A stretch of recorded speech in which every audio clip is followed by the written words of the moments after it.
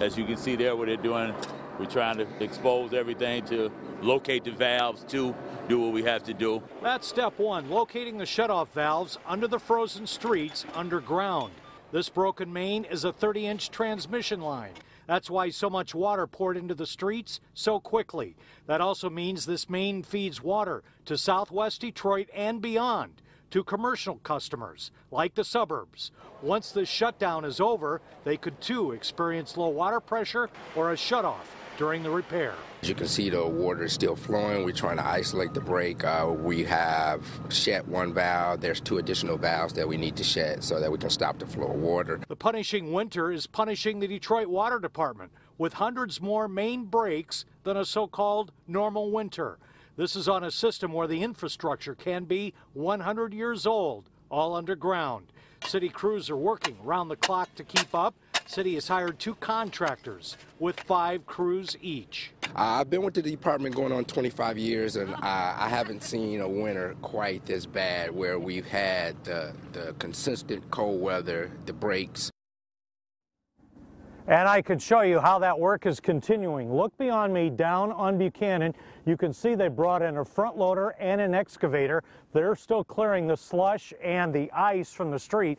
Once they stop the water flow, they'll dig under the street and get to that 30-foot broken main, that transmission line. Imagine a yardstick is 36 inches. It's almost that big. And take a look at the side of the building there. You can see a high water mark.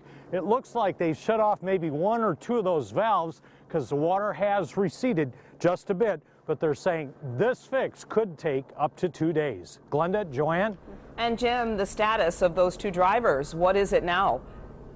They've been gone for a while. The crew told me they were gone when they got here, but somebody saw the taxi driver wade through the water several feet deep and make it through this field, and apparently went over there and called someone for help. So these drivers got out okay, and they've been out for a while. Good, that's good news. Thank you, Jim.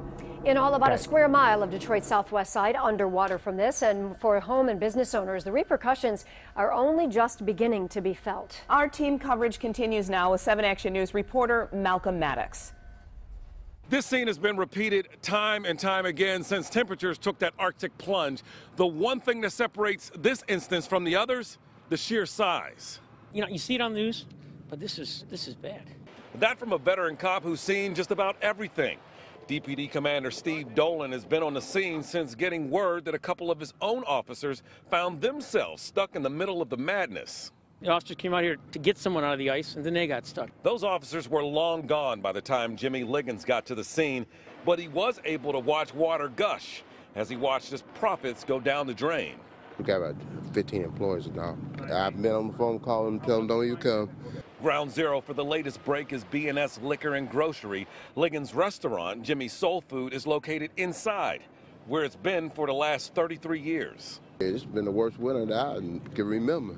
The good news, we're expected to get a break from these frigid temperatures next week. The bad news, that could produce even more water main breaks. In Detroit, Malcolm Maddox, 7 Action News.